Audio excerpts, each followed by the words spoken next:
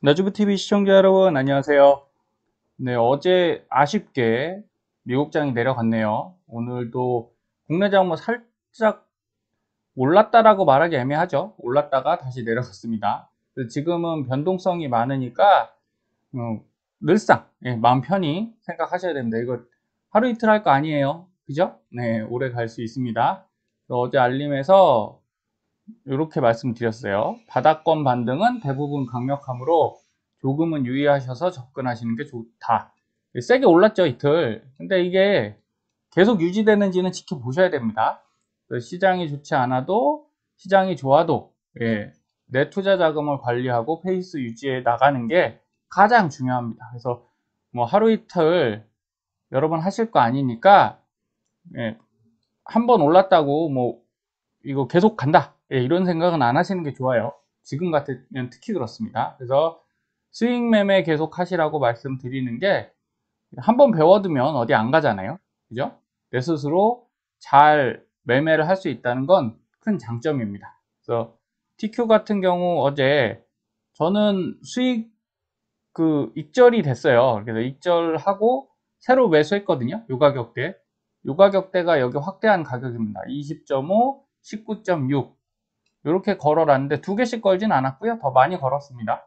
더 많이 걸었는데 비율은 어차피 내가 선택하는 거니까요. 이 표에서 내가 이걸 1000만 원 기준으로 제가 작성했는데 일단 5천 한다 그럼 10배씩 하시면 되는 겁니다. 자, 그랬을 때 어제 19.2까지 빠졌거든요. 여기가 19.2입니다. 그러면 뭐 고민하지 마시고 그냥 이 가격에 걸어 두시면 되잖아요. 지정가로 거시든 LOC로 거시든 걸어 놓으면 그 숫자만큼은 살 수 있습니다. 그게 차트를 보는 이유고, 또 거기에 또 묘미가 있어요. 차트를 잘 보시면 이 숫자만 보면 참 답답하거든요. 저는 좀 답답합니다. 수익률 뭐 이렇게 나고 하지만 숫자 보면 왠지 그 홀리는 듯한 느낌이 들고 오르락내리락. 근데 차트를 보면 길이 좀 보여요. 제가 10분봉을 한번 보여드릴 건데, 자, 10분봉이라고 하면 요게 어제거든요. 28일. 여기 하루니까 요 정도가 됩니다. 그러면 해석이 어떻게 되냐? 요 검노선은 말씀드렸죠. 이거 중요한 기준선입니다. 자, 이렇게 보실 수 있어요. 주가가 내려가면 보통 검노선이 좀 늦게 움직입니다. 주가보다. 그러니까 검노선을 주가가 이런 식으로 아래로 하향 돌파, 아래로 내려가는 거죠. 이러면 하락 추세고요. 여기처럼 검노선을 여기 상승 돌파하죠. 이러면서 쭉 올라갑니다. 이거는 상승 추세입니다. 그러니까 이걸 파악할 수 있는 거예요. 아주 기본적인 거죠. 하지만 중요합니다. 굉장히 중요하고, 그리고 최근에 제가 다시 만들어서 쓰고 있는 이 파란색 선 보이시죠? C라인이라고 하는데, 자, 요거 같은 경우는 멤버십 분들에게는 안내 드렸습니다. 자, 이거 갖고 굉장히 큰 흐름을 파악해낼 수 있어요. 자, 주가가 이렇게 내려가는데 검노선도 내려가죠. 그럼 하락이죠. 그럼 어디서부터 반등이 시작됩니까? 이 검노선을 주가가 위쪽으로 뚫고 올라가는 이 시점이죠. 네, 이 시점부터 상승이 시작된다. 그럼 여기서 매수하실 수 있겠네요. 그렇죠. 여기서 매수하실 수 있습니다. 여기서부터 하면 초기에 해당합니다. 눌릴 수도 있지만 초기이고요. 그럼 C라인은 어떻게 보냐? 이런 겁니다. 여기서 내려갈 때, 이 검노선이 내려갈 때 여기서 교차를 하죠. 그래서 C라인이 이렇게 올라왔어요. 그런데 위쪽에서 이렇게 내려가기 시작합니다. 동시에 일어나는 건 아니고 이렇게 뒤쪽에서 내려가기 시작해요. 그래서 여기서 교차를 하거든요. 자, 여기가 중요합니다. 이렇게 교차를 하면 검노선은 올라가고 C라인은 내려가고, 그리고 주가는 이 위를 뚫고 상승의 초기가 시작되는 거죠. 그러면서 이 주가가 어디를 뚫습니까? 여기 300일 이평선 위로 뚫고 올라가죠. 그럼 요 상승을 가져갈 수 있는 거죠. 이틀 동안 상승이 여기서부터 나오는 거예요. 그래서 10분봉 차트를 보면 이런 게 확인이 되시고, 그리고 1차 S밴드, 여기 핑크색 분홍색 라인 있죠? 여기서 닫고 여기 떨어졌다고 횡보를 하죠. 하지만 검노선을 지지를 했습니다. 지지를 하고 타고 올라가고 있어요. 2차 여기서도 두 번째 닿았죠? 이렇게 갔다가 세 번째 여기까지 못 갔어요. 예, 닿으면 좋은데 여기서 못 닿고 어떻게 됐습니까? 쭉 내려갔죠. 그런데 여기서 중요한 건요, 여러분. 주가가 내려가면서 검노선을 깼죠. 예, 지금까지 여기는 다 타고 올라왔거든요. 근데 여기서 깼기 때문에 예, 하락이 발생할 수 있다. 그러니까 여러분 손절하려면 여기서 하시라는 말씀을 드린 겁니다. 익절도 마찬가지죠. 여기서 검노선을 깨고 여기서 바로는 알 수는 없죠. 한 요 정도 내려올 때, 요 정도 내려올 때는 익절을 해주시는 게 좋습니다. 이렇게 내려오죠. 그래놓고 어디를 지지합니까? 이 C라인을 지지합니다. 예, 이 안쪽에서 움직여요. 그럼 위치상 어떻게 됐냐? 검노선이 쭉 올라오면서 C라인이 원래 횡보하는 게 좋습니다. 그래서 여기서 요 횡보하는 구간은 제가 안전구역이라고 불러요. 주가는 오르고 검노선도 오르지만 C라인이 횡보를 해주면 얘는 잘 안 떨어집니다. 어디가 떨어지냐? 이렇게 올라올 때도 잘은 안 떨어지는데, 자, C라인이 올라왔죠? 검노선도 올라왔습니다. 그래서 여기서 주가가 여기를 깨고 내려올 때 보통 교차가 일어나요. 이렇게 가시면 조금 있다가 검노선 교차, C라인 교차가 일어납니다. 여기가 좀 안 좋은 패턴이에요. 여기서부터가 그럼 C라인이 어떻게 되는 거죠? 위쪽으로 올라가 버렸잖아요. 검노선보다 위쪽에 있죠? 그러면 지금은 동일한 영역에 딱 걸려 있기 때문에 반반입니다. 예, 5대 5입니다. 얘가 다시 반등해서 지금 프리장에서는 요만큼 내려왔어요. 여기서 지지해주고 다시 올라가든 아니면 좀 조정받고 내려가든, 그럼 어디 그 10분봉 라인이니까 어디까지 조정받냐? 이렇게 폭포수처럼 쏟아지지 않고요. 통상적으로 네, 여기까지 조정받습니다. 예, 19달러 초반대까지.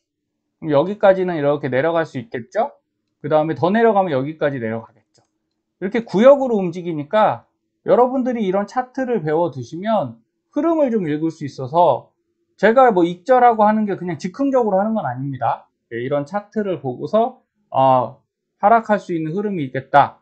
여기서 익절한 이유는 간단해요. 네, 여기 고점이지 않습니까? 뚫고 올라가야 돼요. 못 뚫고 올라갔어요. 그렇죠? 그러면 떨어질 수 있겠구나 해서 프리장 바로 되자마자 익절을 했고, 그리고 나서 이렇게 내려왔지 않습니까? 그럼 잘한 거죠? 네, 이런 걸 이해하시면 잘하는 겁니다. 그래서 현재 위치는 살짝 하락 위치에 걸려 있습니다. 네, 반반이라고 말씀드렸지만 얘가 위쪽에 가는 게 좋았어요, 더. 이렇게. 근데 어쨌든 못 가고 밑으로 왔으니까 좋은 흐름은 아닙니다. 그래도 고민 안 하셔도 되는 건 얘는 10분봉이잖아요. 예, 여기서 떨어진다고, 자, 이건 90분봉이거든요.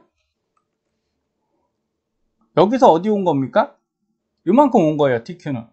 이렇게 떨어졌는데 그 밑에 뭐가 지키고 있어요? C라인이 여기 지키고 있죠? 네, 차트 스케일이 바뀌면 그 형태가 달라져요. 그래서 90분봉에서 봤을 땐 C라인이 밑에서 지지를 하는 형태고, 여기 20일 이평이 또 있죠? 그 다음에 검노선이 여기 있단 말이죠. 그러니까 아직은 지지해줄 라인이 많습니다. 그래서 아까 10분봉에서 떨어지면 하루 이틀 떨어지는 겁니다. 오늘은 하락할 확률이 더 높다. 100% 하락하는 건 아니에요. 확률이 높다는 겁니다. 하지만 이 정도라면 반등해 줄 수 있겠죠. 여기서도 내려갔다 반등해 줄 수도 있겠죠. 90분봉을 보면 이번 주에는 반등이 가능해서 상승할 수 있는 확률이 높다. 이렇게 보는 겁니다. 그래서 더 큰 스케일에서 이 추세가 더 잘 보이거든요. 그래서 지금 뭐 굉장히 암울한 그건 아닙니다. 예, 지금 상황에서 보면 C라인 어떻게 돼 있어요? 위쪽에서 이렇게 내려오는 10분하고 완전 다르죠? 모양이 다릅니다. 여러분 그래서 스케일을 자주, 저는 주로 이제 10분은 잘 안 보고 90분, 1봉 이렇게 보는데 가끔 재미로 10분봉을 봅니다. 그럼 그날 건 대충 한 7, 80% 맞춰요. 자, 여기 어떻게 되어 있습니까? 이렇게 내려가죠?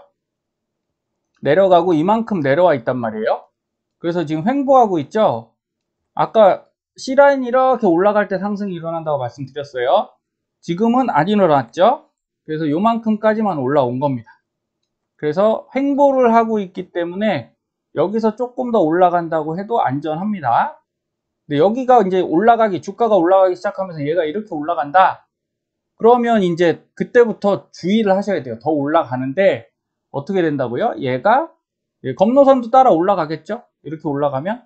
그래서 여기서 교차를 하는 순간이 크게 하락할 수 있는 상태가 됩니다. 네, 뭐 어려우실 수도 있지만 이런 거를 꾸준히 배우시면 모든 주식에 다 통용이 돼요. TQ에도 되지만 국내 주식도 되고요. 애플, 테슬라 다 적용됩니다. 그래서 지금은 90분 봉상에선 그렇게 위험한 구간은 아닙니다. 근데 뭐 이렇게 움직일 때가 있으니까 위험하진 않지만 안전하지도 않다. 어쩔 수 없습니다. 죄송합니다. 좋은 얘기를 해드리고 싶은데 지금 여기 상황이 그래요. 그러나 뭐 두렵게 생각하실 이유는 없다. 이렇게 말씀드리고요. 반대로 SQ 같은 경우도 그래서 여기 241 이평에 걸려 있죠. 그리고 요 밑에 300일 이평선 안쪽에 있으니까 여기 이렇게 지지를 받고 차라리 이렇게 떨어져야 돼요. 떨어져야 얘가 오를 거 아닙니까? 그죠? 요런 상관관계가 있으니까 지금 위치상으로는 당연히 얘도 반등이 가능한 거죠. 지지받아서 반등하면 얘는 떨어지겠죠. 그래서 이렇게 생각하십시오. 올라갈 거야, 떨어질 거야. 지금은 바닥 구간이라 확정 짓기 어렵습니다. 변동성이 정말 커요. 여기서 왔다 갔다 지 맘대로 하기 때문에 그래서 양쪽 이럴 때는 양방 매매 하시고 추세가 제가 말씀드렸죠. 어디를 깨야 된다고요? 21.5 여기 되게 중요합니다. 여기를 깨고 올라가야 상승 추세니까 이럴 때 TQ 더 담으시고 이럴 때는 이제 SQ는 줄여야죠. SQ는 줄여야 됩니다. 그러니까 이런 식의 여러분이 추세에 대한 원칙과 타이밍에 대한 확신이라면 좀 그렇죠. 하지만 감을 좀 익히셔야 됩니다. 이제 좀 아실만 할 때 됐잖아요. 그렇게 생각하시면 되세요. 어제는 오를 듯 하다 말아서 할 듯 하다 말았죠. 그래서 계좌에는 큰 차이가 없습니다. 근데 이제 어떤 쪽에서 좀 장점이 있냐? 장점이라기보단 뭐 매매를 좀 했던 그 베네핏, 이득은 자, 장기 계좌에 345죠. 마이너스 35.5입니다. 그런데 크게 변동은 없지만 10주가 늘었어요. 살짝 내려갔죠. 지수는 어제보다 많이 내려갔거든요. 어제 프리장에 비해서. 그러면서 이 세컨 계좌, 스윙 계좌에서 수익을 냈습니다. 155개 정도에서 이제 한 15개 매도를 했고, 그리고 오늘도 또 매도를 했어요.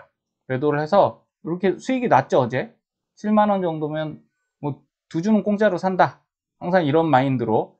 그리고 스윙을 하다 보면 이렇게 손실도 납니다. SQ에서 손실 나지만 중요한 건 이제 전체적으로 수익이면 되잖아요. 한 4, 5일 간격으로 체크해 봤을 때 수익이면 되는 겁니다. 뭐 이렇게까지 손해 안 보고서 하겠다. 그거 저는 좀 욕심이라고 보니까 여러분들이 이렇게 좀 편히 생각하시면 되고요.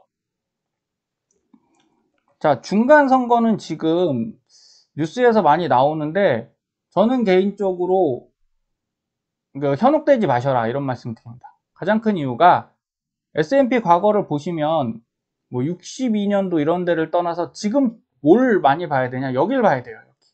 여기가 뭡니까? 인플레이션 시기였습니다. 인플레이션 중에 오일 쇼크죠. 1, 2차 오일 쇼크를 통해서 물가가 많이 올랐던 때 그랬을 때 자, 마이너스 14% 빠진 게 플러스 12% 됐어요.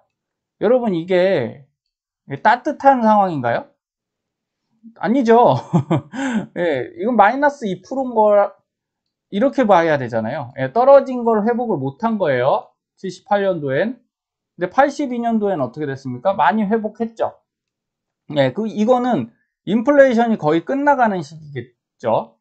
이런 겁니다. 그래서 결국 뭐다 평균이 상승률 평균은 뭐냐면요. 여기서부터 여기를 다 계산을 해보면 한 16% 정도 됩니다. 그런데 하락을 했었잖아요. 하락을 한 거를 생각해 보면 평균적으로 대단하게 오른 건 아닙니다. 그래서 우리가 어떤 실수를 하면 이거 이득을 못 얻어가는 거예요. 지금 손절을 하는 거 1번.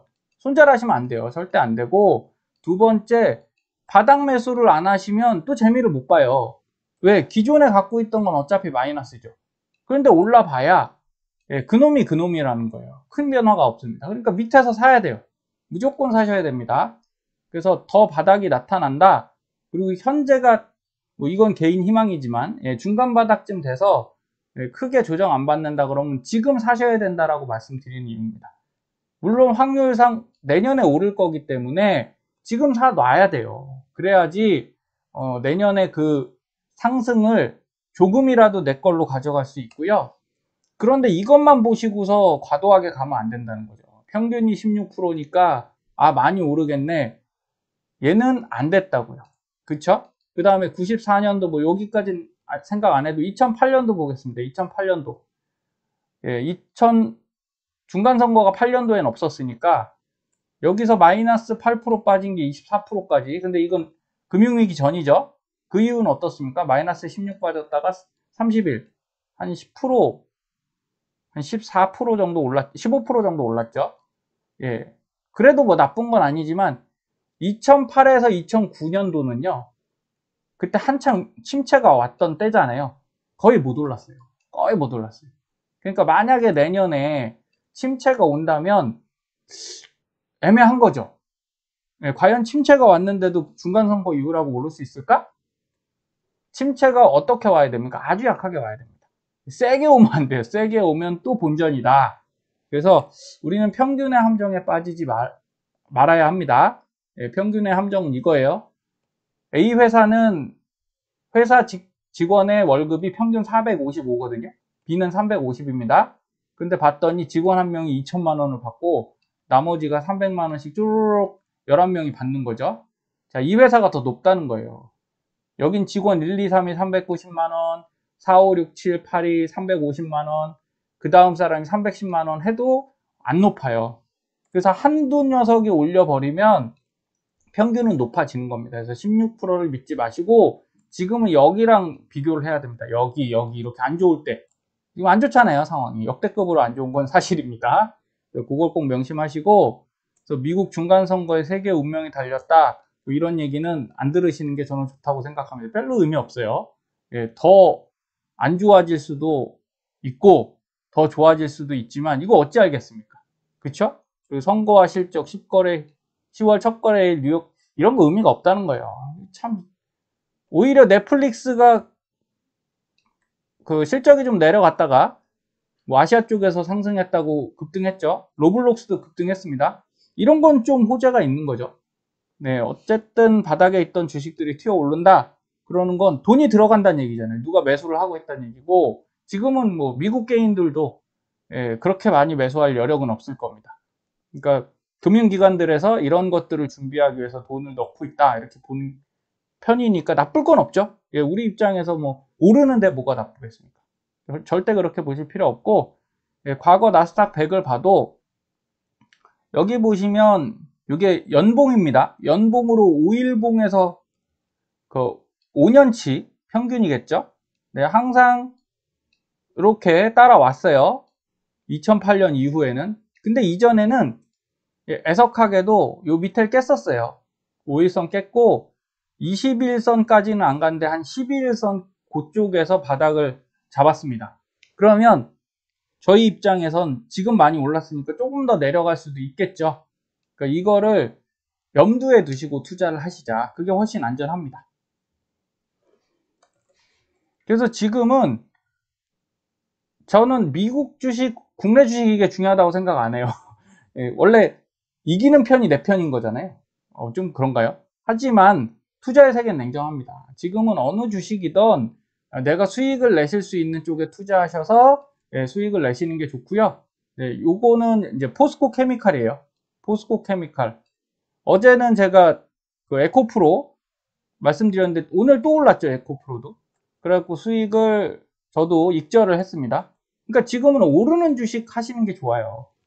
떨어지더라도 오르는 주식해서 수익을 내신 이후에 제가 포스코 케미칼을 뭐 엄청 빨리 산 게 아니거든요. 예전에 샀다가 이전에 수익 내고 이제 그 2차전지 레버리지로 넣었습니다. 근데 이런 전지 소재주들은 2차전지 레버리지에 많이 안 들어가 있어요. 보통 그 LG화학이나 SK온, 이노베이션 뭐 이런 것들이 들어있기 때문에 많이 안 들어있어서 따로 샀습니다. 그래서 이때 이렇게 샀다가 너무 내려가서 손절도 했죠. 그리고 나서 다시 오를 때 수익을 내고 이렇게 한 겁니다. 근데 지금 어쨌든 요 밑에서 다른 계좌에서 샀거든요. 매주 제가 산다고 말씀드렸어요.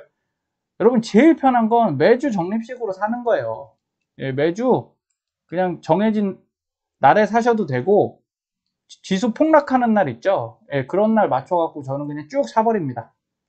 소수점 거래 형태로 사기도 하고 이렇게 삽니다. 샀을 때 포스코 케미컬 이거 산지 3주밖에 안 됐거든요. 그런데 오늘 어떻게 됐냐? 21.35까지 갔습니다. 그럼 이런 애들이 내 편인 거예요.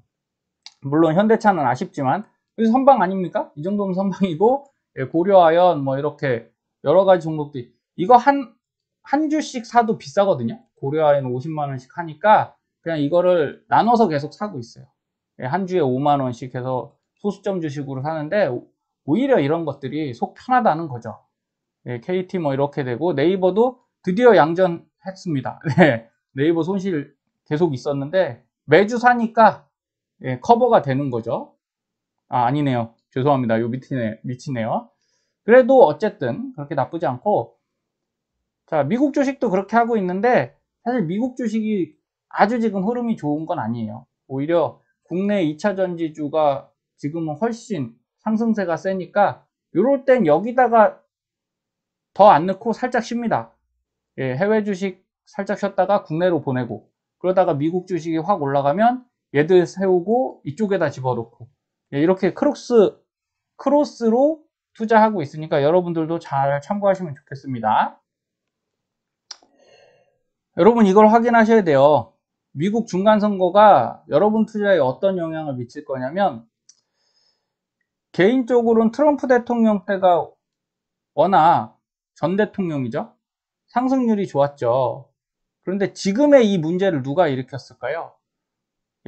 트럼프 전 대통령이 했어요. 이 노란머리 분께서 집권 3년 호황이었는데 1조 달러 넘는 재정적자가 발생했어요. 재정적자.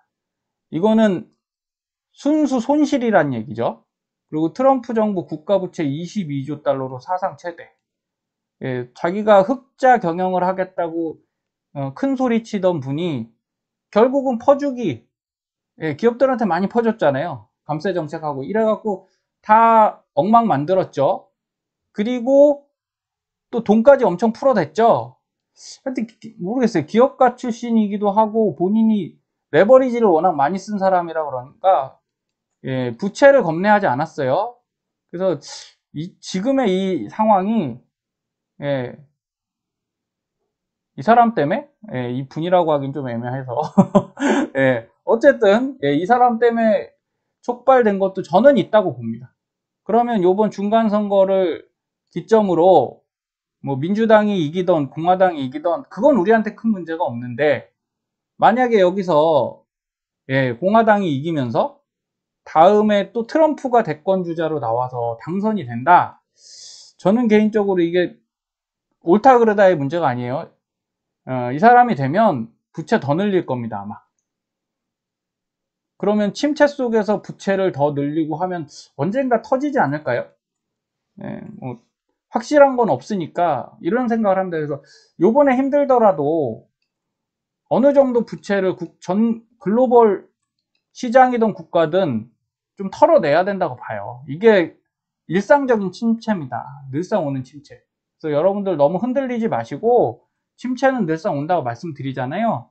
이번에는 그렇게 생각하시는 게 좋을 것 같아요. 그동안 흥청망청 잘 썼으니까 조금 이렇게 숨 고르고 그 다음에 좋은 상태로 갈 건지, 아니면 더 흥청망청 써서 나중에 더 큰 문제를 일으킬 건지, 그 선택은 뭐 미국인들이 하겠죠.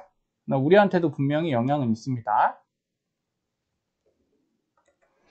앙드레 코스톨라니는 디폴트나 금융위기 같은 것은 역사적으로 아무것도 아닌 것에 불과했다.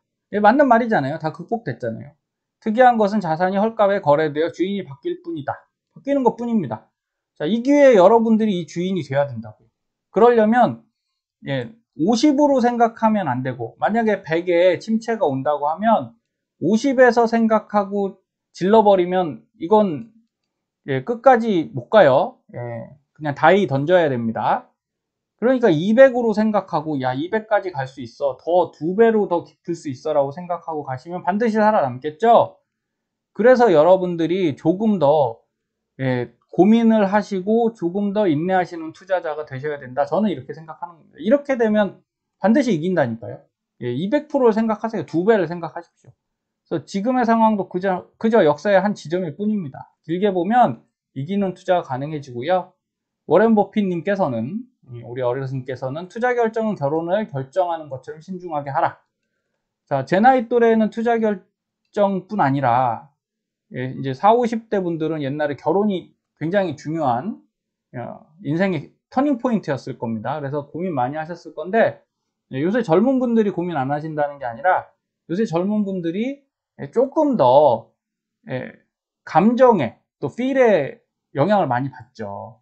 그래서 결혼 잘못하면 인생이 많이 꼬이는 경우가 있습니다. 살아보신 분들은 다 알죠? 마찬가지입니다. 주식 투자도요, 이거 결정 잘못하면 인생 꼬이는 경우 있어요.